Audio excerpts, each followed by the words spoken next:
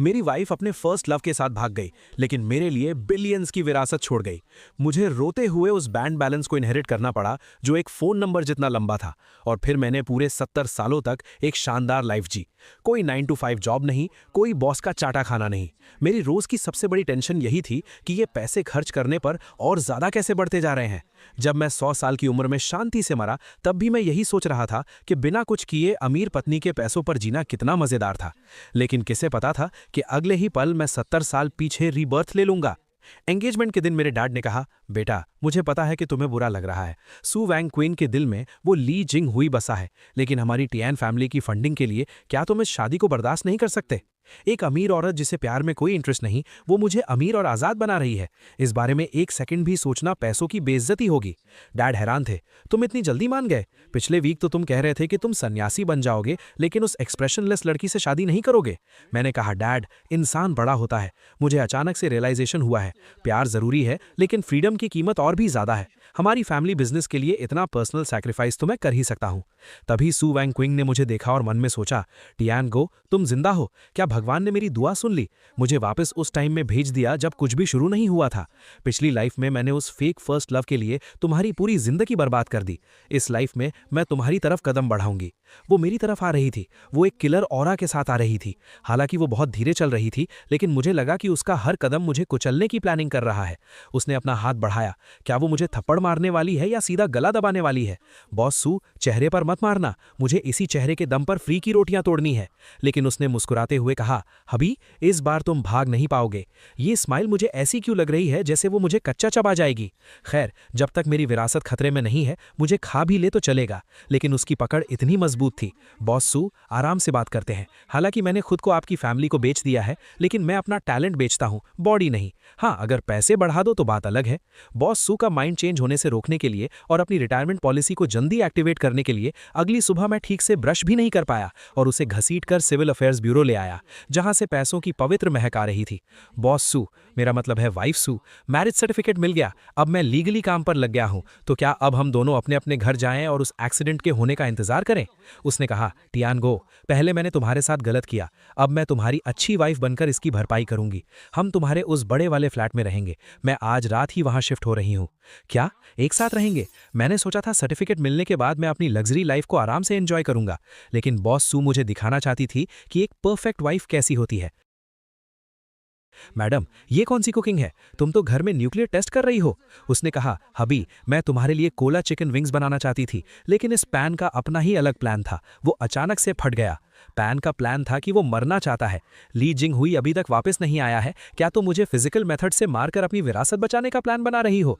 बस करो बॉस सू, परेशान मत हो, हम गरीबों के बच्चे जल्दी बड़े हो जाते हैं। मैं कुछ भी खाकर काम चला लूंगा। उसने मन में सोचा, पिछली लाइफ में मैंने कभी इसके हाथ का बना खाना नहीं खाया था, तो घर का स्वाद ऐसा होता है। मैंने सोचा, इस टमेटो एंड एग डिश में मैं शुगर डालना भूल गया था, फिर भी वो इसे ऐसे खा रही है जैसे ये कोई मिशलिन 3 स्टार डिश हो। खत्म। टियानगो, होश में आओ, उसके इस इनोसेंट लुक में मत फंसना। तभी उसने कहा, टियानगो, आज ली जिंग हुई ने मुझे कॉल किया था। आ गया, मेन ड्रामा आ गया, फर्स्ट लव फाइनली ऑनलाइन आ गया है। जल्दी बताओ कि तुम उसके पास जा रही हो और मेरे मुंह पर एक चेक फेंक कर मारो और मुझे दफा हो जाने के लिए कहो। लेकिन उसने कहा, मैंने उसे दफा कर दिया और उसका फोन नंबर भी ब्लॉक कर दिया है। नानी, बॉस सू, तुम स्क्रिप्ट के हिसाब से क्यों नहीं चल रही हो? वो तुम्हारा फर्स्ट लव है, कोई डस्टबिन नहीं। रात को उसने कहा, हबी आज रात बिजली कड़क रही है, मुझे अंधेरे से डर लगता है, क्या मैं तुम्हारे कमरे में सो सकती हूँ? मैंने कहा, मेरे पास मत आना। उसने कहा, बाहर सच में बिजली कड़क रही है, क्या मैं अंदर आ सकती हूँ? मैंने सोचा, बिजली? बॉस सू, तुम अंधी हो क्या? आज रात चांद एक बड़ी सी रोटी की तरह गोल और चमक रहा है। तुम क्लियरली मेरी बॉडी पर नजर गड़ाए हुए हो। अगर मैंने तुम्हें अंदर आने दिया तो मेरा आराम से जिंदगी जीने का मास्टर प्लान कैसे पूरा होगा? क्लिक की आवाज आई, वो अंदर आ गई। ये मूवमेंट इतनी स्मूथ कैसे हैं? क्या इसे ही अमीर औरतों का जबरदस्ती करना कहते हैं? उसने कहा, इस दरवाजे के अंदर आने के बाद तुम मेरे हो। उसने दरवाजा लॉक कर दिया। खत्म, सब खत्म। ये तो कमरे में बंद करके कुत्ते को पीटने वाली बात हो गई। नहीं, कमरे में बंद करके टियानगो को पीटने वाली बात नहीं। अगर मैंने फिजिकल स्ट्रेंथ का इस्तेमाल किया तो मैं पक्का हार जाऊंगा। मुझे अपना दिमाग लगाना होगा। मैं ऐसे कपड़े पहनूंगा जिससे उसका सारा इंटरेस्ट ही खत्म हो जाए। बॉस सू, चलो टीम रूल्स बनाते हैं। ये डंडा हमारी बॉर्डर लाइन है। मेरी ये मोटी सी जैकेट देख रही हो, इसे फिजिकल इंसुलेटर कहते हैं। मैं नहीं मान सकता कि तुम एक मोटे से भालू को देखकर भी एक्साइटेड हो सकती हो। उसने कहा, ठीक है हबी। बहुत बढ़िया, अगर मैं बिना सोए डटा रहा तो ये रात शांति से गुजर जाएगी। टियानगो, हिम्मत मत हारना, तुम वो इंसान हो जो बिलियंस के लिए लड़ रहा है। रात के 2 बज चुके थे, वो सो गई होगी ना? लेकिन मुझे अपने पीछे से एक किलर ऑरा क्यों महसूस हो रहा है? वो आ गई। ये तो ड्रैगन स्विंग मूव है। गले लगना, बचाओ, क्या ये गले लगना है? ये तो सीधा नेक लॉक है। नंगे पैर और मेरी मोटी जैकेट के आर पार भी मैं उसकी सॉफ्टनेस फील कर सकता हूँ। रूप ही शून्यता है, शून्यता ही रूप है। वो बिलियंस की विरासत है। मैं सिर्फ थोड़ी सी ब्यूटी के लिए पिघल नहीं सकता, लेकिन उसकी महक कितनी अच्छी है। क्या यही पैसों की खुशबू होती है? अगली सुबह उसने कहा, गुड मॉर्निंग हबी, रात को नींद अच्छी आई? मैंने कहा, बहुत अच्छी। ऐसा लगा जैसे रात भर मैं कपड़ों के साथ क्रॉस कंट्री रेस दौड़ रहा था। क्या ये औरत कोई सक्यूबस है? वो सोकर उठी तो एकदम ग्लोइंग लग रही थी, और मैं सोकर उठा तो मेरी हड्डियां टूटने वाली थी। नहीं, ऐसा ही चलता रहा तो मैं पक्का पिघल जाऊंगा। मुझे प्लान बी स्टार्ट करना होगा। उसे मुझसे नफरत करवानी होगी। मैं एक ऐसा इंसान बनूंगा जो अंधाधुंध पैसे उड़ाता है, मुफ्त की रोटियां तोड़ता है और बड़ी बड़ी बातें करता है। कोई भी औरत ऐसे बेकार इंसान को बर्दाश्त नहीं कर सकती। वाइफ, चूंकि अब तुम मुझे पाल रही हो तो क्या मुझे थोड़ी पॉकेट मनी नहीं मिलनी चाहिए? मुझे ज्यादा नहीं चाहिए। मैं पहले ही 10 मिलियन मांगूंगा जिससे वो डर जाए। उसे पता चलना चाहिए कि मुझे पालना एक ब्लैक होल को भरने जैसा है। उसने कहा, मैंने तुम्हारे लिए पहले ही प्रिपेयर कर लिया था। इस क्रेडिट कार्ड की लिमिट इन्फिनिट है और पासवर्ड तुम्हारा बर्थडे है। क्या बकवास है? Infinite limit? स्क्रिप्ट ऐसी नहीं थी। तुम्हें मुझे मुफ्तखोर कहना चाहिए था और फिर मेरे मुंह पर पैसे फेंककर मुझे बेइज्जत करना चाहिए था। क्या इतना काफी है? अगर नहीं तो मैं फाइनेंस डिपार्टमेंट से कहकर सीधे तुम्हारे अकाउंट में कुछ बिलियंस ट्रांसफर करवा देती हूँ। क्या एक अमीर औरत द्वारा पाले जाने की फीलिंग ऐसी ही होती है? मैं चाहता हूं कि तुम मुझसे नफरत करो और तुम मुझे पैसों से दबाना चाहती हो। ठीक है, अगर तुम्हारी देने की हिम्मत है तो मेरी भी खर्च करने की हिम्मत है। मैं जाकर इस गली का आधा कचरा खरीद लूंगा। मैं तुम्हें दिखाऊंगा कि मेरा टेस्ट कितना घटिया है और मैं कितना बड़ा मनी वेस्टर हूं। ये जगह बेवकूफों को लूटने के लिए फेमस है।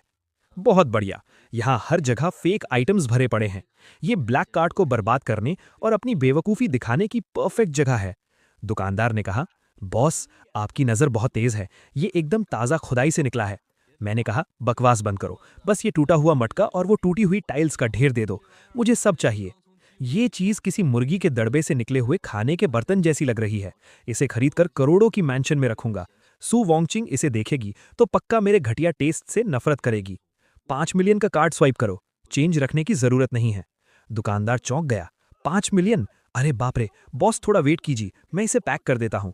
सोने को पैक नहीं किया जाता। मैंने 5 मिलियन में एक टूटा हुआ बर्तन खरीदा है। सू वॉन्गचिंग, अब मैं देखता हूं तुम मेरी कैसे तारीफ करती हो। तुम्हें पक्का लगेगा कि मेरा दिमाग खराब हो गया है और तुम अपना ब्लैक कार्ड वापस ले लोगी। वाइफ, देखो, ये आज का मेरा शिकार है। 5 मिलियन में खरीदा है। कैसा लगा? क्या इसमें एक हिस्टोरिकल फीलिंग नहीं है? जल्दी मुझे डांटो। मुझे पैसे बर्बाद करने वाला कहो। मुझे बिना टेस्ट का इंसान कहो और फिर इस टूटे हुए मटके को बाहर फेंक दो। उसने कहा, इस मिट्टी का रंग, इसकी खुशबू। बॉस सू, क्या मैं इसे थोड़ा साफ करके देखूं? मैंने सोचा, एक्टिंग और एक्टिंग करो। ये तो सुअरों के खाने का बर्तन है ना? क्या साफ करने से ये फूल बन जाएगा? ओह माय गॉड, ये तो सॉन्ग डायनेस्टी के रू किल्न का मास्टरपीस है। Gold thread, iron wire, purple rim, iron foot, ये तो नेशनल ट्रेजर लेवल का एंटीक है। मैंने कहा, क्या बकवास है? रू किल्न, क्या ये सुअर का बर्तन था?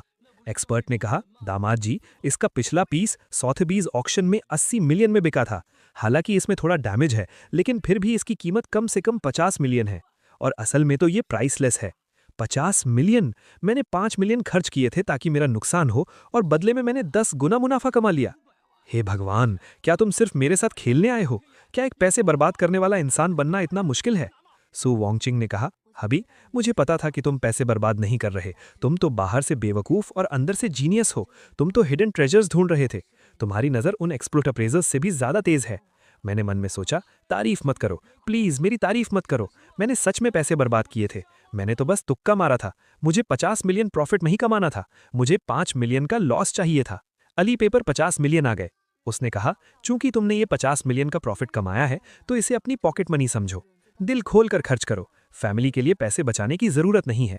मुझे मार डालो। जितना खर्च कर रहा हूं उतना ही बढ़ रहा है। ये पैसे खर्च करने पर बढ़ते क्यों जा रहे हैं? क्या यही अमीरों का दर्द है? मुफ्त की रोटी खाकर मेरा पेट कुछ ज्यादा ही भर गया है। नहीं, ऐसा नहीं चल सकता। मुझे भड़ास निकालनी है। मुझे अपनी इस घटिया किस्मत को पसीने में बहाना होगा। उसने कहा, हबी, पसीने में तुम बहुत सेक्सी लगते हो। व्हाट द हेल, ये नज़र, अभी तो मैं पैसों के अटैक से बचा था। क्या अब मुझे फिजिकल टेस्ट भी देना पड़ेगा? मैंने कहा, वाइफ, तुम अंदर कैसे आ गई? उसने कहा, तुम्हें इतनी मेहनत करते देखा तो सोचा तुम्हारी थोड़ी हेल्प कर दूं। हेल्प? मुझे तो लग रहा है तुम मेरा मर्डर करना चाहती हो। मैंने कहा नहीं, ज़रूरत नहीं है। मुझे अपनी चेस्ट मसल स्ट्रेन करनी है, मुझे वेट्स उठाने हैं। मर्दों को खुद पर थोड़ा स्ट्रिक्ट होना चाहिए। उसने कहा तो मैं तुम्हें स्पॉट करती हूँ, ध्यान रखना कहीं दांतों पर ना लग जाए। मैंने सोचा गलती कर दी, ये एंगल तो और भी खतरनाक है। अगर मैंने आंखें खोली तो मैं उसके ऑरा में भस्म हो जाऊंगा। नहीं, ये मैं वेट्स थोड़ी उठा रहा हूँ, ये तो मेरे हार्ट पेसमेकर का टेस्ट हो रहा है। रिट्रीट, मुझे भागना होगा। मैंने कहा मैं अपने कमरे में नहाने जा रहा हूँ। उसने कहा भाग क्यों रहे हो? वर्कआउट के बाद स्ट्रेचिंग नहीं करोगे तो मसल्स अजीब हो जाएंगी, थोड़ा बर्दाश्त करो। ये स्ट्रेचिंग कहाँ है, ये तो मार्शल आर्ट्स की सबमिशन मूव है। क्या पिछली लाइफ में तुम शाओलिन टेम्पल से ट्रेनिंग लेकर आई हो? उसने कहा अभी तुम्हारी बॉडी बहुत स्टिफ है, अब से रोज रात को मैं तुम्हें रिलैक्स करने में हेल्प करूंगी। रिलैक्स? क्या रिलैक्स? मेरी बॉडी एकदम फाइन है, मैं और वर्कआउट नहीं कर रहा, मैं नहाने जा रहा हूँ। बहुत भयानक, ये औरत तो एक मीठा जाल है, एक सख्त लौंडा भी उसके इस कॉम्बो मूव के आगे पानी पानी हो जाएगा। लगता है फिजिकल डिफेंस और पैसे बर्बाद करने वाली स्ट्रैटेजी पूरी तरह फेल हो चुकी है। अब मुझे अपना अल्टीमेट मूव चलना होगा। बॉसू, अगर तुम्हें मेरे पैसे बर्बाद करने से प्रॉब्लम नहीं है और मेरी स्टिफ बॉडी से भी दिक्कत नहीं है, तो क्या तुम्हें मेरे बाहर किसी और औरत के पास जाने से डर नहीं लगता? मेरी रिसर्च के हिसाब से किसी अमीर औरत से छुटकारा पाने का सबसे फास्ट तरीका पैसे बर्बाद करना नहीं है, बल्कि चीटिंग करना है। मैं आज हॉस्पिटल में ड्रिप चढ़ा रहा था। कौन सी ड्रिप? तुम्हारी यादों की ड्रिप। वाह, ये लाइन तो बहुत ही क्रिंज है। क्या ये काम करेगी? कुछ पाने के लिए कुछ खोना पड़ता है। अगर बेशरम नहीं बनूंगा तो प्लेबॉय कैसे कहलाऊंगा? टियानगू, इस क्रिंज को बर्दाश्त करो, फ्रीडम के लिए सेंड।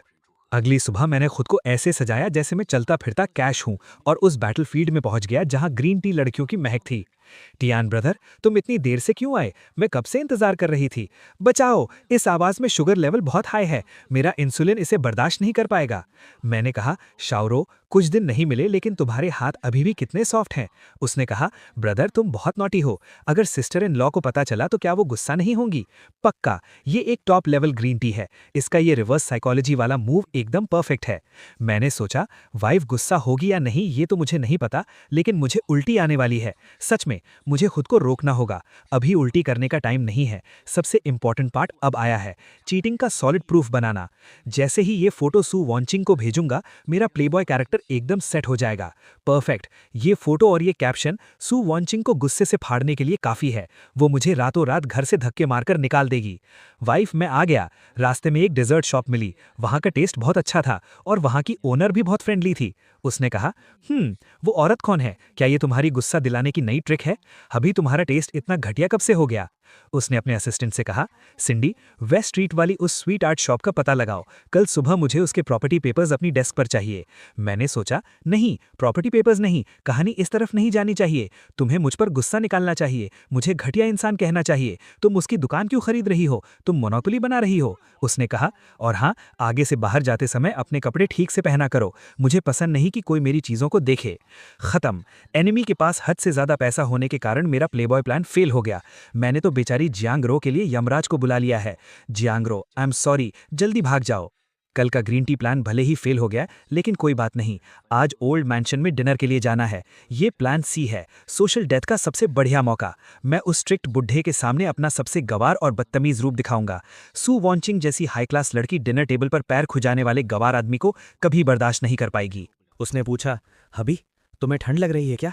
तुम कांप क्यों रहे हो? मैंने कहा ठंड नहीं, बस खुजली हो रही है, बहुत दिन से नहाया नहीं हूं, ऐसा लग रहा है मेरी बॉडी पर मशरूम हो गाएंगे। मैंने सोचा कैसा लगा? गंदा लगा ना? जल्दी मुझसे नफरत करो। उसने कहा कोई बात नहीं, घर जाकर मैं तुम्हें नहला दूंगी।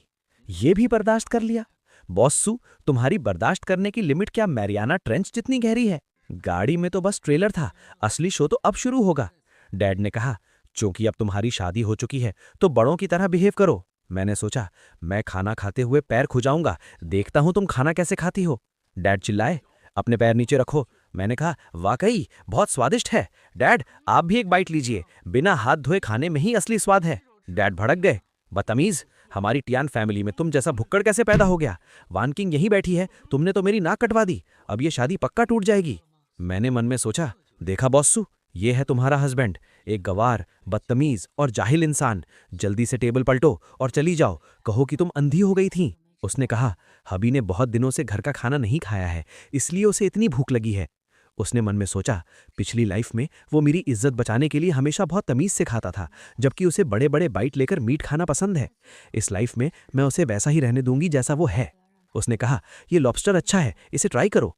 डैड ने कहा, वान किंग, क्या तुम्हें नहीं लगता कि ये बहुत गंवार है? उसने कहा, डैड, मुझे लगता है कि टियानगो बहुत रियल है, कोई दिखावा नहीं करता। अपने ही परिवार के सामने नाटक करना तो हिपोक्रेसी है। मुझे उसका ऐसे मजे से खाना बहुत पसंद है, इसमें बहुत मैनली फील है। मैंने सोचा, मैनली फील? ये तो साफ साफ पसीने की बदबू है। बॉस्सू, पक्का तुम्हारे टेस्ट में कोई बहुत बड़ी प्रॉब्लम आ गई है। डिनर टेबल प्लान फेल होने के बाद बुढ़े ने हमें स्टडी रूम में बुलाया। बहुत बढ़िया, लगता है अब फैमिली पनिशमेंट मिलने वाली है। डैड ने कहा, नाकारा लड़के, आज वान किंग के सामने ये तुमने कैसा बर्ताव किया? दिन भर आवारागर्दी करते हो, ऑफिस नहीं जाते, बस खाना पीना और ऐश करना आता है। क्या तुम पूरी टियान फैमिली को बर्बाद करना चाहते हो? मैंने कहा, बिल्कुल डैड, आपने एकदम सही कहा। मैं एकदम बेकार इंसान हूं जो सिर्फ पैसे बर्बाद करता हूं। मैंने मन में सोचा, सुना बॉस्सू, ये एक ऑफिशियली सर्टिफाइड बेकार इंसान है, जल्दी मुझसे डिवोर्स ले लो। उसने कहा, डैड, टियानगो को काम पर जाने की जरूरत नहीं है, मेरी कंपनी ही उसकी कंपनी है। अगर वो टियान फैमिली को बर्बाद भी कर दे तो भी सू फैमिली उसे पाल सकती है। डैड हैरान थे, तुम क्या कह रही हो? मैंने सोचा, मैडम, ये तो अंधा प्यार है। तुम मुझे बिगाड़ रही हो, तुम मुझे बर्बाद कर दोगी। नहीं, तुम मुझे ऐसा बना दोगी कि मैं कभी मेहनत ही नहीं करना चाहूंगा। उसने कहा, अब से मैं नहीं चाहती कि कोई भी उसे बेकार कहे। उसका काम सिर्फ खुश रहना है। पैसे कमाने और घर चलाने का सारा मुश्किल काम मैं करूंगी। खत्म, सब पूरी तरह से खत्म। ये पेरेंट्स से मिलना कहाँ था, ये तो मुफ्त खोरों का कोरोनेशन सेरेमनी चल रहा है। डैड, आपके बेटे का कुछ नहीं हो सकता। ये मुफ्त की रोटियां जबरदस्ती मेरे मुंह में ठूसी जा रही हैं। कल रात पेरेंट्स से मिलने वाली ट्रेजेडी के बाद मुझे गहराई से एहसास हुआ कि सू वान किंग की नज़रों में मैं जो भी करता हूं सब सही है। यहाँ तक कि अगर मैं सबके सामने पैर भी खुजाऊं तो वो उसे मेरी रियल पर्सनैलिटी मान लेती है। लगता है नॉर्मल बदतमीजी अब काम नहीं करेगी। सुबह उसने नोट छोड़ा, हबी, मैं पैसे कमाने जा रही हूँ, ब्रेकफास्ट टेबल पर है, तुम्हारी लविंग वान किंग। मैंने सोचा, लविंग? जब मैं तुम्हें पक्के तौर पर धोखा दूंगा तब देखता हूं तुम कैसे प्यार करती हो। मैं उस जियांग रो के पास जाऊंगा, मैं उसके साथ चक्कर चलाऊंगा, मैं पूरी दुनिया के सामने सू वान किंग की बेइज्जती करूंगा। इसलिए मैं दोबारा उस डेजर्ट शॉप में गया जिसे सू वान किंग ने खरीद लिया था। हालांकि दरवाजे पर 2 गार्ड्स खड़े थे, लेकिन इससे मजा और बढ़ गया। इसे कहते हैं दिए तले अंधेरा, समझे? सबसे खतरनाक जगह ही सबसे सेफ जगह होती है। जियांग रो रोते हुए कह रही थी, वो राक्षसी औरत बहुत खतरनाक है। उसने सिर्फ मेरी दुकान ही नहीं खरीदी, बल्कि मुझसे एक अग्रीमेंट भी साइन करवा लिया है। मैं नौकरी भी नहीं छोड़ सकती। उसने मुझे यहाँ 10,000 प्लेट्स धोने की सजा दी है। मैंने कहा, श्योर हो? अभी भी काम कर रही हो? तुम्हारा भाई तुमसे मिलने आया है। उसने कहा, बॉस टियान, आप यहाँ कैसे? सिस्टर इन लॉ तो नहीं आई ना? मैंने कहा, डरो मत, मैं तुम्हें बचाने आया हूँ। बस मेरी गर्लफ्रेंड बनने का नाटक करो और मेरे प्लान में साथ दो। ये बैग तुम्हारा हो जाएगा और आगे और भी बहुत कुछ मिलेगा।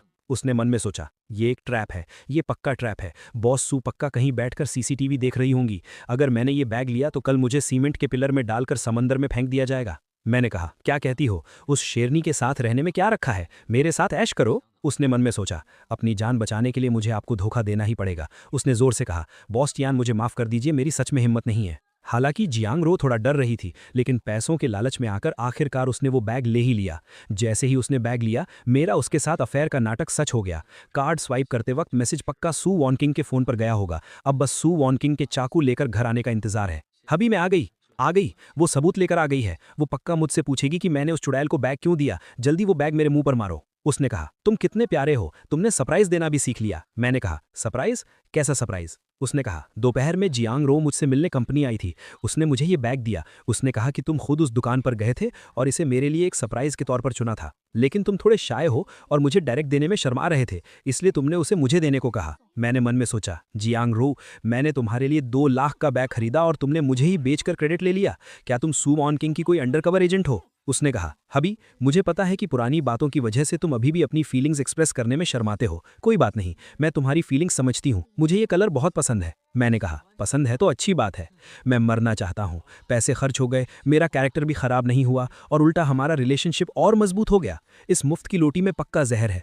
ली जिंग हुई, वो फेमस फर्स्ट लव, वो आदमी जिसने पिछली लाइफ में सू वान किंग को इतनी तकलीफ दी थी, वो आखिरकार देश वापस आ गया। मेरा सेवियर आखिरकार आ गया। उसने कहा, टियानगो, मुझे पता है कि तुम डिवोर्स नहीं लेना चाहते, लेकिन तुम्हें समझना होगा कि वान किंग और मैं एक दूसरे से सच्चा प्यार करते हैं।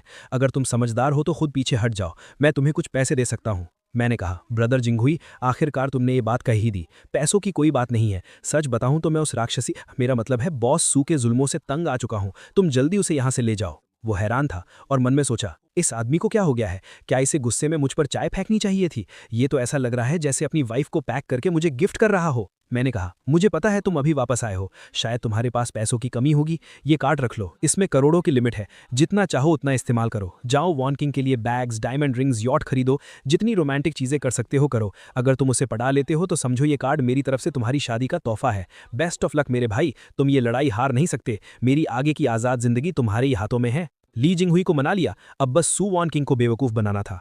मैंने शहर के सबसे लग्जरी कपल्स मूवी थिएटर को पूरी तरह से बुक कर लिया और उनके सालों बाद मिलने का एक पूरा सीन सेट कर दिया। आज रात उनके पुराने प्यार की आग फिर से जलेगी। सू वांगक्वेंग ने आकर पूछा, हबी, तुमने मुझे कौन सा सरप्राइज देने के लिए कहा था? ली जिंगहुई सामने आया। वांगक्वेंग, बहुत दिनों बाद मिल रहे हैं। उसने कहा, तुम यहाँ कैसे? तियानगो कहाँ है? उसने जवाब दिया, तियानगो? वो बेकार इंसान तो पैसे लेकर भाग गया। वांगक्वेंग, मुझे पता था कि तुम मुझे अभी तक नहीं भूली हो। चलो आज रात एक नई शुरुआत करते हैं। मैंने छुपकर देखते हुए सोचा, हाँ बिल्कुल ऐसे ही। ली जिंगहुई, आगे बढ़ो, उसे गले लगाओ, उसे किस करो। पूरी सिचुएशन परफेक्टली सेट हो चुकी है। अगर अभी कुछ नहीं हुआ तो मेरे बुकिंग के पैसे बर्बाद हो जाएंगे। सू वांगक्वेंग ने कहा, अपने गंदे हाथों से मुझे मत छूना, दफा हो जाओ यहाँ से।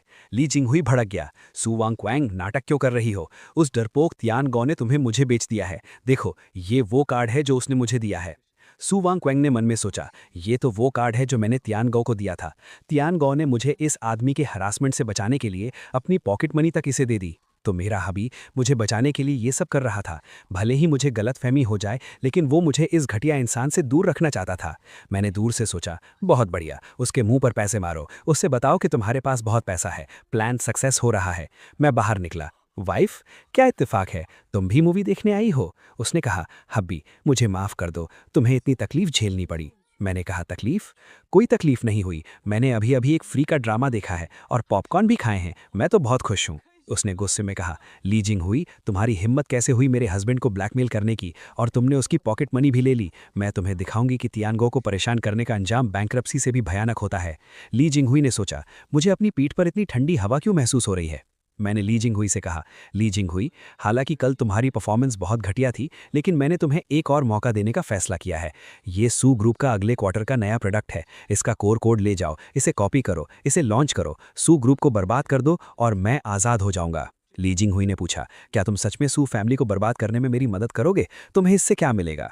मैंने कहा, क्या मिलेगा? मुझे शांति मिलेगी। मैं उस औरत की कंट्रोल करने की आदत से तंग आ चुका हूँ। मैं बस डिवोर्स के पैसे लेकर दूर भागना चाहता हूँ। ब्रदर, तुम ही मेरी इकलौती उम्मीद हो। ली जिंगहुई ने कहा, ठीक है तियानगो, मुझे तुम पर भरोसा है। कल के प्रोडक्ट लॉन्च में मैं सू वांगक्वेंग की इज्जत मिट्टी में मिला दूंगा। अगले दिन लॉन्च इवेंट में सू वांगक्वेंग ने कहा, लेडीज एंड जेंटलमैन, आज सू ग्रुप एक रेवोल्यूशनरी एआई चिप लॉन्च करने जा रहा है। ली जिंगहुई चिल्लाया, रुको, सू वांगक्वेंग, तुम पर चोरी का इल्जाम है। मैंने सोचा, आ गया, इंसाफ का हथौड़ा आ गया। ली जिंगहुई, बहुत बढ़िया, जल्दी से सारे सबूत उसके मुंह पर दे मारो। ली जिंगहुई ने कहा, सब लोग देखिए, ये ली ग्रुप का कोर कोड है जिसे हमने 3 सालों में डेवलप किया है, और इनका कोड बिल्कुल सेम है, एक पंक्चुएशन मार्क तक मैच करता है। सू वांगक्वेंग, तुमने अपने आदमी भेजकर हमारी टेक्नोलॉजी चुराई है।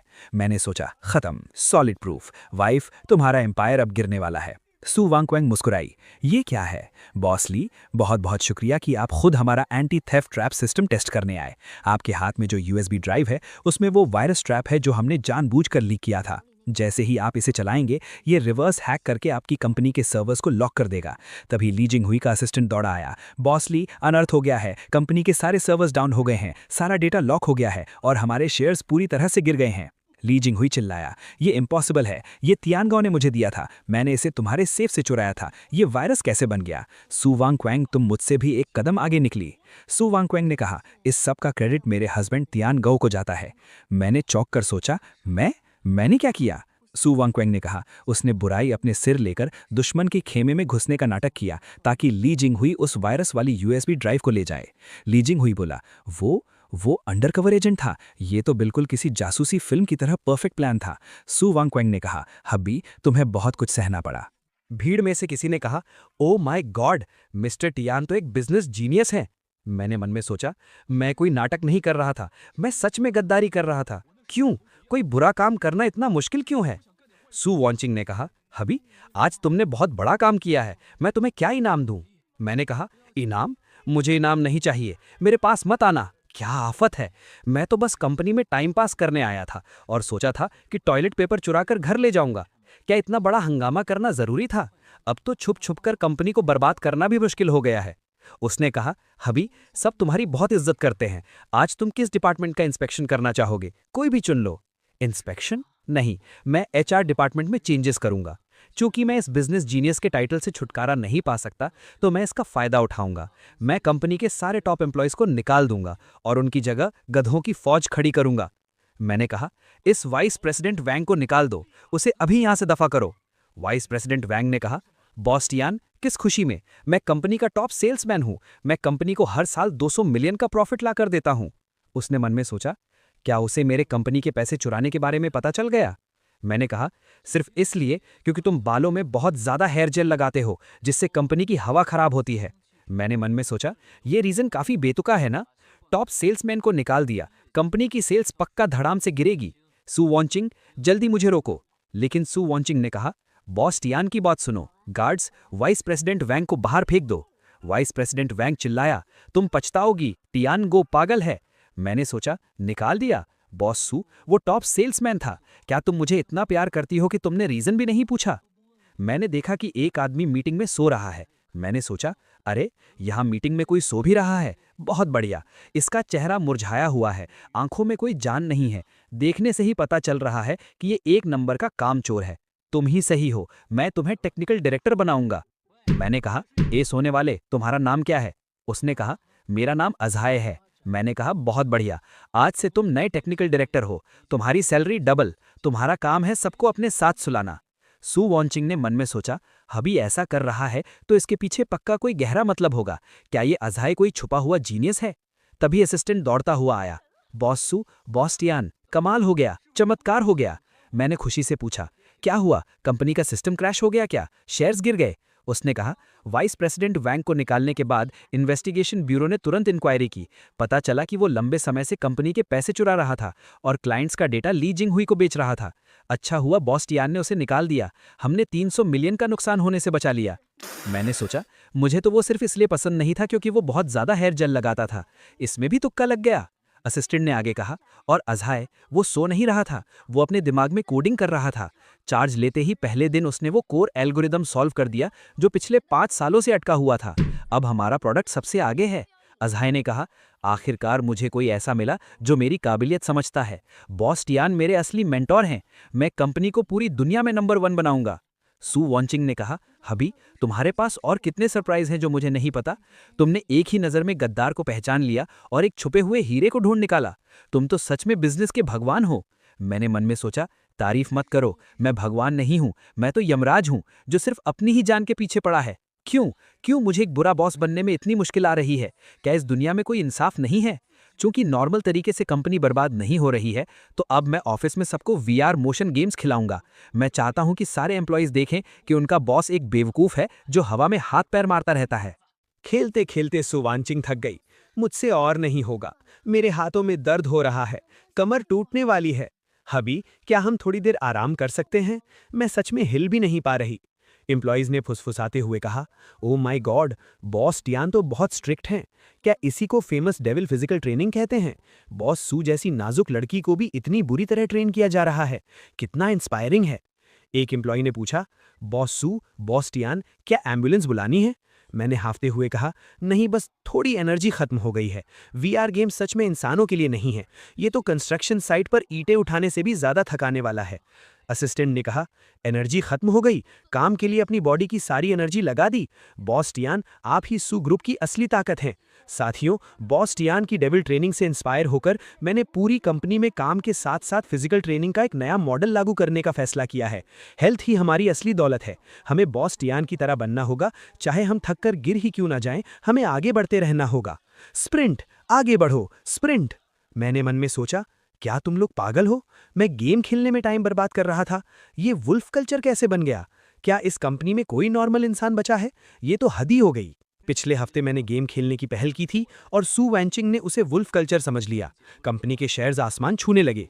इस अजीबोगरीब सक्सेस को सेलिब्रेट करने के लिए सू ग्रुप ने आज रात ये ग्रैंड एनुअल पार्टी रखी है।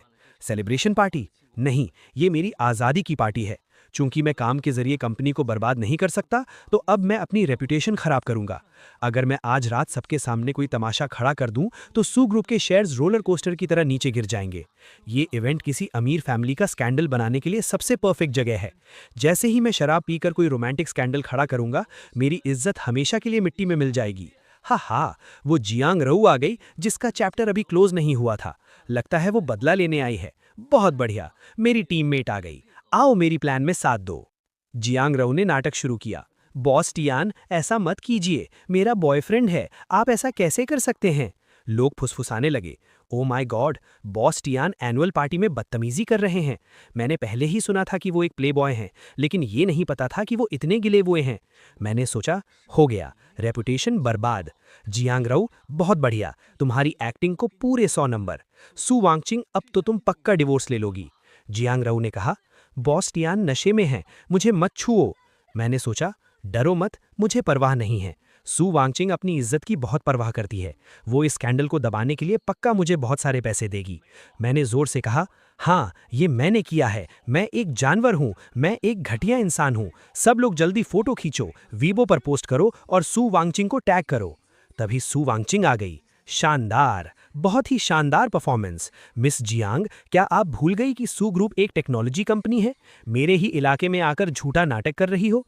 क्या तुमने हमारे 4K 120 FPS high speed cameras को इतना हल्के में ले लिया है? लोग चौंक गए। व्हाट? ये तो झूठा फंसा रही थी।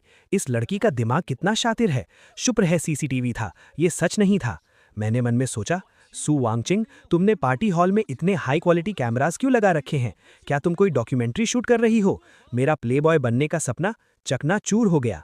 सू वांगचिंग ने आगे कहा, और हाँ मिस जियांग, पिछले हफ्ते मेरे हस्बैंड ने तुम्हारे लिए जो 2 लाख का बैग खरीदा था, तुमने उसे तुरंत सेकेंड हैंड लग्जरी शॉप में 1,80,000 में कैश ले लिया। तुमने मेरे हस्बैंड के पैसे लिए और अब उसी को फंसाने की कोशिश कर रही हो। क्या ये ब्लैकमेलिंग नहीं है? मिस जियांग, प्लीज इन्वेस्टिगेशन में कोऑपरेट करें, हमारे साथ थाने चलिए। जियांग रऊ चिल्लाने लगी, मुझे बचाओ, तुमने ही तो मुझे एक्टिंग करने को कहा था। मैंने मन में कहा, चुप हो जा, अगर तूने और चिल्लाया तो मैं भी तेरे साथ जेल चला जाऊंगा। ये औरत बहुत डरावनी है। इसके पास सिर्फ सीसीटीवी फुटेज ही नहीं, बल्कि बैंक डिटेल्स भी हैं। इसके सामने तो मैं एक खुली किताब की तरह हूं। सू वांगचैन ने प्यार से कहा, हबी, तुम डर गए थे ना? मुझे पता है कि तुम सिर्फ इसलिए सफाई नहीं दे रहे थे ताकि मेरी बेइज्जती ना हो। तुम कितने भोले हो, खुद पर इल्जाम लगाना पसंद करते हो। मैंने सोचा, मैं सच में खुद पर इल्जाम लगाना चाहता था। तुम्हारी इज्जत की परवाह किसे है? मैं तो डिवोर्स लेना चाहता हूँ। अब देखो, वो ग्रीन टी जेल चली गई और मैं एकदम बेदाग साबित हो गया। क्या इस लाइफ में मेरी किस्मत में एक शरीफ और अच्छा आदमी बनकर रहना ही लिखा है? हे भगवान, मुझे मार डालो। एक बुरा इंसान बनना इतना मुश्किल क्यों है? दूसरी औरत के पास गया तो वो सरप्राइज बन गया। झूठे स्कैंडल में फंसा तो मैं शरीफ साबित हो गया। कि कोई भी ट्रिक काम नहीं कर रही है, तो अब मैं सीधा वार करूंगा। आज रात शराब के नशे में मैं वो बात कह दूंगा जो मेरे दिल में छुपी है। रात को सू वांगचैन ने कहा, हबी, तुमने इतनी शराब क्यों पी ली? मैंने नाटक करते हुए कहा, मुझे छोड़ दो, मुझे ली जिंगहुई के पास जाना है। तुम दोनों ही सच्चा प्यार हो, मैं तो यहाँ कबाब में हड्डी हूँ, मैं किसी काम का नहीं हूँ। उसने सोचा, ये फिर से बकवास कर रहा है। साफ पता चल रहा है कि ये नहीं चाहता कि मैं जाऊं, फिर भी मुझे जाने के लिए कह रहा है। उसने कहा, हबी, तुम और कब तक नाटक करोगे? मैंने कहा, सू वांगचैन, मुझे इस तरह से मत देखो। क्या तुम्हें लगता है कि मैं कोई बहुत अच्छा इंसान हूँ? उसने कहा, बिल्कुल तुम अच्छे हो। इस पूरी दुनिया में तुम मेरे लिए सबसे अच्छे इंसान हो। मैंने कहा, गलत, बिल्कुल गलत। मैं तुमसे बिल्कुल प्यार नहीं करता। मैं सिर्फ तुम्हारी पैसों से प्यार करता हूँ। मैंने तुमसे सिर्फ इसलिए शादी की ताकि मुझे तुम्हारी दौलत पर ऐश करने को मिले। मैं तो चाहता हूँ कि तुम ली जिंगहुई के साथ भाग जाओ। मैं चाहता हूँ कि तुम मेरे मुंह पर पैसे मारो और मुझे दफा हो जाने को कहो। मैं बस उस बड़े से घर में अकेले रहना चाहता हूँ। मैं तुम्हारी शक्ल भी नहीं देखना चाहता। तुम्हारे बिना ही मैं खुश रह सकता हूँ, समझी तुम? उसने रोते हुए मन में सोचा, झूठे, तुम कहते हो कि मेरे बिना तुम खुश रहोगे, लेकिन पिछली लाइफ में जब मैंने तुम्हें अपने फर्स्ट लव के लिए छोड़ दिया था, तो तुमने मेरी याद में कभी शादी नहीं की और अकेले ही जिंदगी गुजार दी। 70 साल के उस अकेलेपन को तुम खुशी कहते हो? मैं समझ गई, तुम्हें डर है कि हिस्ट्री फिर से रिपीट होगी। तुम्हें फिर से मेरे छोड़ जाने का डर है, इसलिए तुम जानबूझकर लालची और मतलबी होने का नाटक कर रहे हो। तुम इस तरह मुझे खुद से दूर करना चाहते हो ताकि तुम्हें फिर से चोट ना पहुंचे। टिएनगू, तुम्हारा प्यार कितना सच्चा और निस्वार्थ है। मैंने कहा, तुम रो क्यों रही हो? मैंने कहा ना कि मैं एक घटिया इंसान हूं, तुम्हें मुझे गालियां देनी चाहिए। उसने कहा, नाटक मत करो, मुझे पता है कि तुम्हारे दिल में कितना दर्द है। इस बार मैं कहीं नहीं जाऊंगी, मैं हमेशा तुम्हारे साथ रहूंगी। मैंने मन में सोचा, मुझे कैसा दर्द? पिछली लाइफ में मैं बिलियंस लेकर पूरी दुनिया घूम रहा था, मैं तो बहुत मजे में था। पक्का तुम्हें कोई बहुत बड़ी गलतफहमी हुई है। अगले दिन मुझे एक कॉन्ट्रैक्ट मिला। मैंने सोचा क्या कल रात की मेरी बातों से वो मान गई और अब डिवोर्स लेना चाहती है। असिस्टेंट ने कहा, मिस्टर टियान, बॉस सू ने कहा है कि चूंकि आप इतने इनसिक्योर हैं और हमेशा डरते हैं कि वो आपको छोड़ देंगी, इसलिए उन्होंने ये एग्रीमेंट साइन किया है। अगर आप उन्हें डिवोर्स नहीं देते तो वो इस जन्म में कभी आपसे अलग नहीं होंगी। ये उनका आपके लिए लाइफ टाइम प्रॉमिस है। मैंने मन में कहा, इनसिक्योर? मुझे फ्रीडम की कमी है। इस एग्रीमेंट के बाद तो मैं पूरी तरह से फंस गया। अब तो मैं पैसे लेकर भाग भी नहीं सकता। सू वांगचैन, तुम मेरे एहसान का बदला बुराई से दे रही हो। हालांकि पिछली लाइफ में मैंने दूसरी शादी नहीं की थी, लेकिन वो मैंने अपनी लाइफ एंजॉय करने के लिए किया था। मैं तुमसे बात भी क्यों कर रहा हूँ? कोई मुझे बचाओ। ये मुफ्त की रोटी को क्या हो गया है? ये सिर्फ दांतों में चिपकती ही नहीं बल्कि मुंह भी जलाती है। उस मनहूस प्रॉपर्टी बाइंडिंग एग्रीमेंट पर साइन करने के बाद से मैं कंपनी का ऑफिशियल चेयरमैन बन गया था। अब रोज का काम सिर्फ साइन करना और मीटिंग्स अटेंड करना था। यहाँ तक कि टॉयलेट में टाइम पास करने का भी सेक्रेटरी हिसाब रखती थी। नहीं, मुझे भागना होगा, चाहे मुझे सड़कों पर ही क्यों ना रहना पड़े। इस साइनिंग मशीन बनने से तो अच्छा ही है। तभी पीछे से किसी ने मेरे सिर पर बंदूक तान दी। हिलना मत। मैंने पलटकर देखा। ब्रदर ली जिंग हुई, तुम हो? मेरे भाई, तुम आखिरकार मुझे बचाने आ ही गए। मैं तुम्हारा इंतजार कर रहा था। जल्दी आओ, मुझे बेहोश करो और मुझे यहाँ से ले चलो। शर्माओ मत, जोर से मारो। बस मुझे वापस ऑफिस मत जाने देना, कहीं भी ले चलो। ली जिंग हुई हैरान था। क्या तुम पागल हो? तुम्हें डर नहीं लग रहा? मैंने कहा, डर कैसा? ऑफिस जाने से अच्छा है कि मैं किडनैप हो जाऊं। जल्दी करो, थोड़ी देर में गार्ड्स आ जाएंगे, फिर हम भाग नहीं पाएंगे। या फिर मैं खुद गाड़ी में बैठ जाऊं, मैं गाड़ी भी चला सकता हूं। ली जिंग हुई ने कहा, चुप बैठो। मैंने कहा, जिंग हुई, तुम्हें एक्सपीरियंस नहीं है। चूंकि तुम मुझे किडनैप कर ही रहे हो तो अपना टारगेट थोड़ा बड़ा रखो। तुम्हें कितने पैसे चाहिए? उसने कहा, 50 मिलियन। मुझे वो पैसे लेकर देश से बाहर जाना है। मैंने कहा, 50 मिलियन? तुम किसे बेवकूफ़ समझ रहे हो? मेरी वाइफ की नेटवर्थ अब बिलियंस में है और तुम सिर्फ 50 मिलियन मांग रहे हो।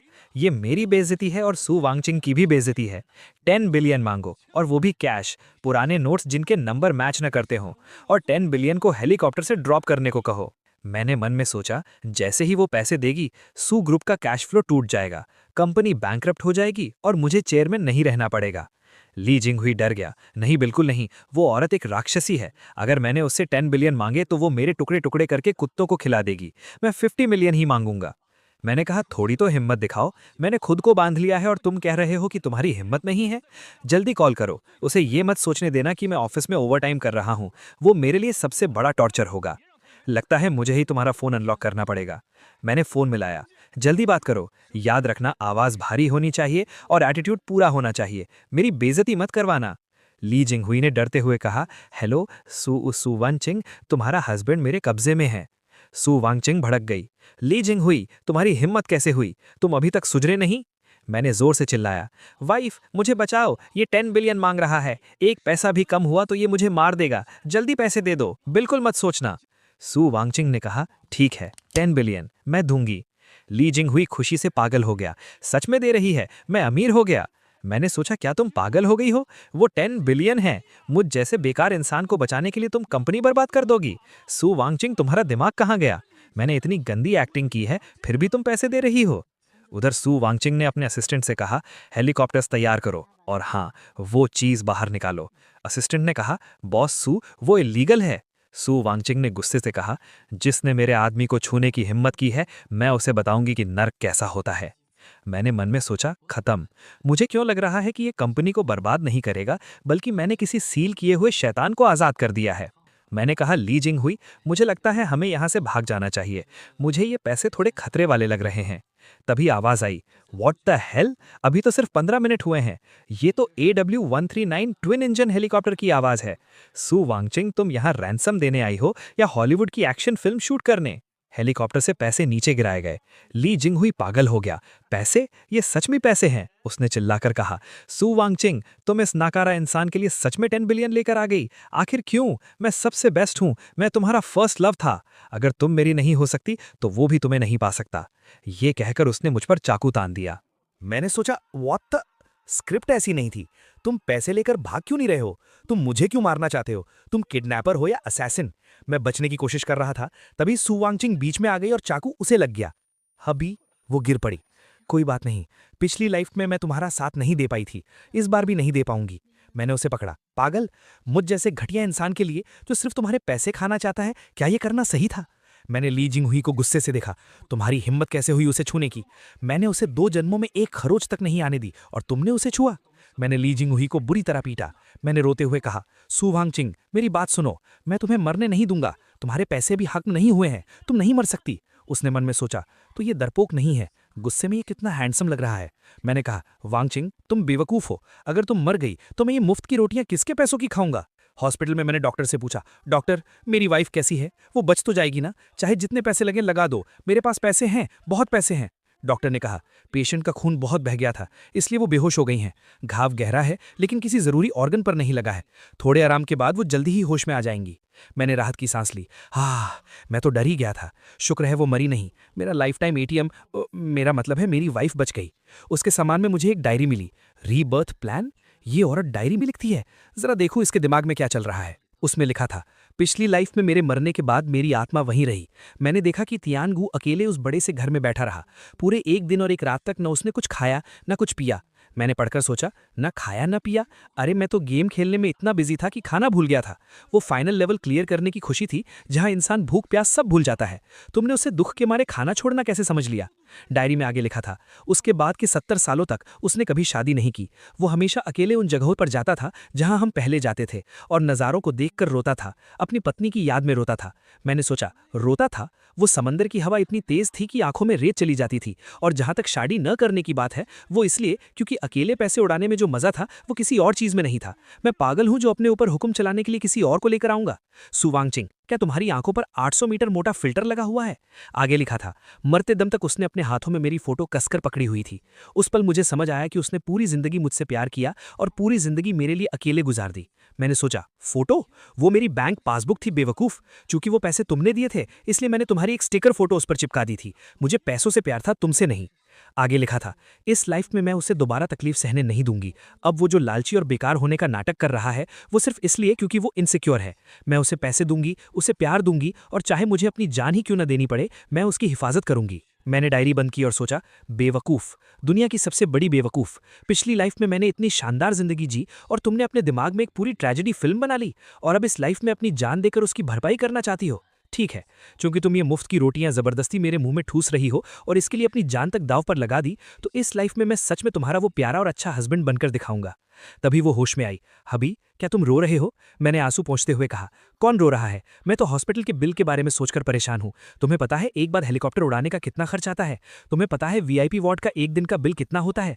उसने मुस्कुराते हुए कहा, कोई बात नहीं, मेरे पास पैसे हैं। आगे से मेरे सारे पैसे तुम्हारे हैं। तुम्हारे आंसू पोंछने के लिए बहुत हैं। मैंने कहा, मुझे पैसे नहीं चाहिए। सु वेंक्वांग, मुझे पैसे नहीं चाहिए। आगे से क्या तुम इतनी बेवकूफ़ी करना बंद करोगी? उसने मन में सोचा, देखो ये फिर से उल्टा बोल रहा है। मुझे शांति से आराम करने देने के लिए ये कह रहा है कि इसे पैसे नहीं चाहिए। हब्बी, तुम सच में मुझसे बहुत प्यार करते हो। उसने कहा, डॉक्टर ने कहा है मुझे 1 महीने आराम करना होगा। इस 1 महीने के लिए कंपनी पूरी तरह से तुम्हारे हाथों में है। मैंने बोर्ड ऑफ डायरेक्टर्स को पहले ही बता दिया है। उसने कहा, तुम्हें देखना मतलब मुझे देखना? मैंने कहा, नहीं वाइफ, मुझे तो सिर्फ खाना पीना और ऐश करना आता है। अगर मैं कंपनी गया तो कंपनी पक्का डूब जाएगी। डूब जाएगी? रुको, ये तो एक बहुत अच्छा मौका है।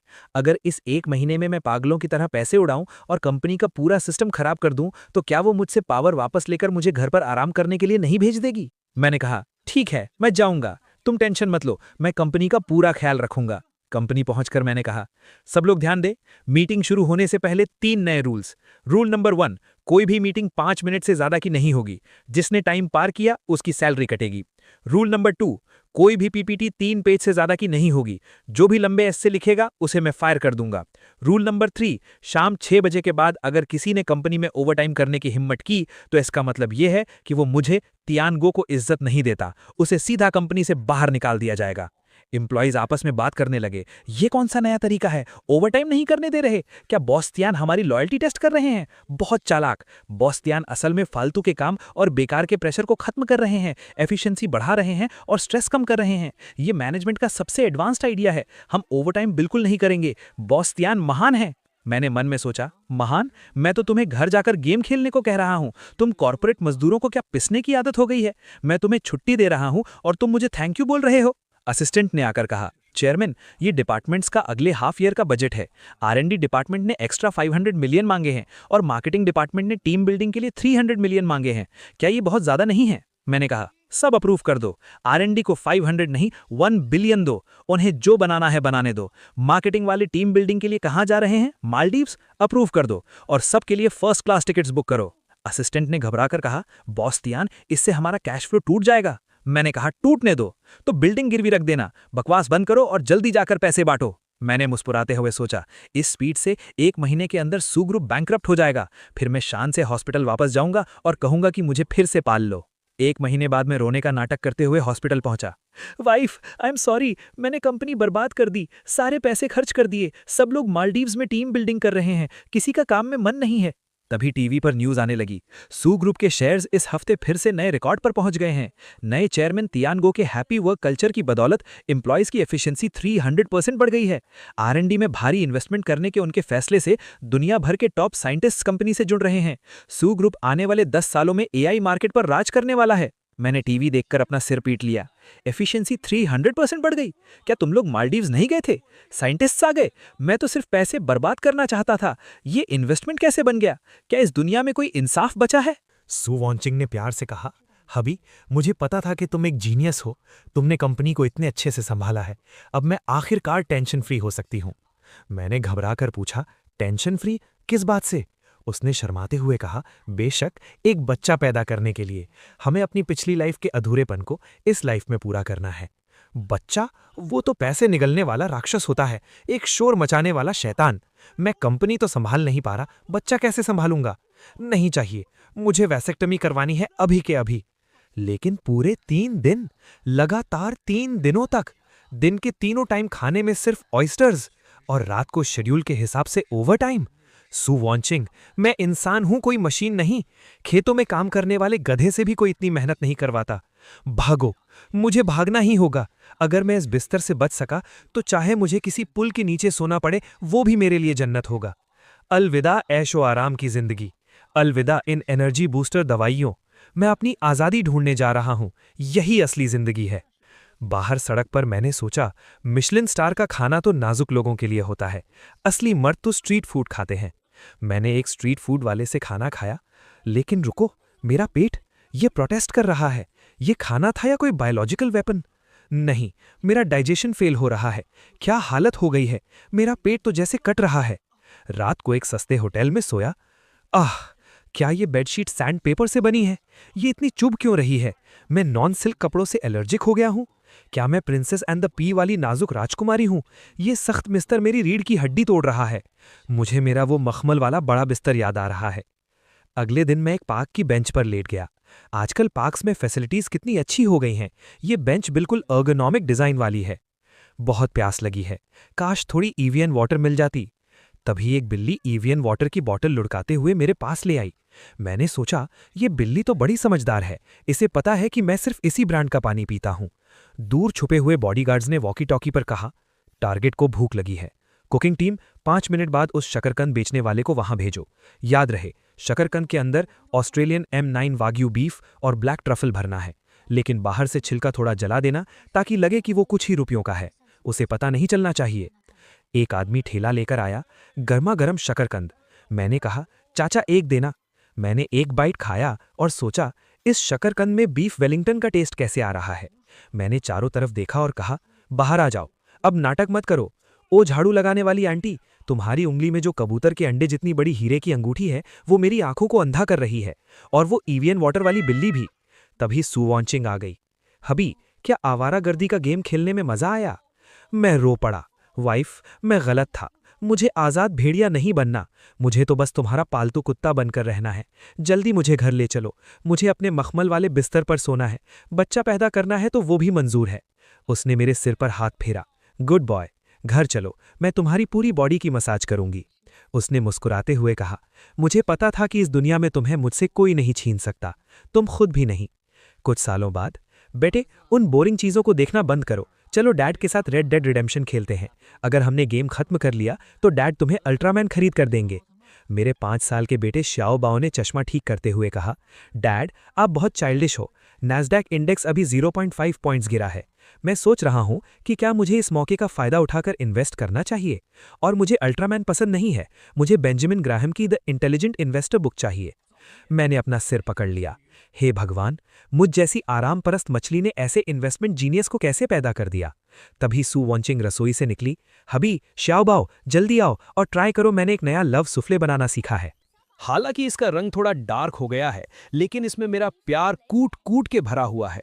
शाओबाओ ने उसे ध्यान से देखा और कहा, mom, law of conservation of mass के हिसाब से ये चीज सिर्फ कार्बन हो सकती है। मैंने घबरा कर कहा, वाइफ, प्लेट नीचे रख दो, हम आराम से बात कर सकते हैं, इस बायोलॉजिकल वेपन का इस्तेमाल मत करो। सू वेंचिंग हमारे पीछे भागी। टियन शाओबाओ, भागो मत, मॉम तुम्हें अपने हाथों से खिलाएंगी। शाओबाओ चिल्लाया, ये सच में बदबूदार है। मैंने सोचा, अगर पहले का टाइम होता तो मैं इन सब से तंग आकर कब का भाग गया होता। मन से आवाज आई, अगर तुम्हें ये सब शोर शराबा लग रहा है तो वापस लौट आओ, उन शांत बिलियंस की दुनिया में लौट आओ। वहां कोई परेशानी नहीं है, बस हमेशा के लिए एक शांति है। डैड, क्या सोच रहे हो? जल्दी आकर मुझे मॉम से बचाओ, वो मुझे वो काली चीज खिलाने वाली हैं। मेरा सपना टूटा। मैंने कहा, बस करो तुम दोनों, हमारी रसोई के पूरी तरह से तबाह होने की खुशी में आज रात पूरी फैमिली बाहर खाना खाएगी। हमारा टारगेट है शहर की वो पुरानी गली, हम स्ट्रीट फूड और स्टिंकी टोफू खाएंगे। सू वेंचिंग ने हंसते हुए कहा, तुम्हारा कुछ नहीं हो सकता। शाओबाओ ने कहा, स्ट्रीट फूड के हाइजीन स्टैंडर्ड सही नहीं होते और उसमें बहुत ज्यादा तेल और नमक होता है।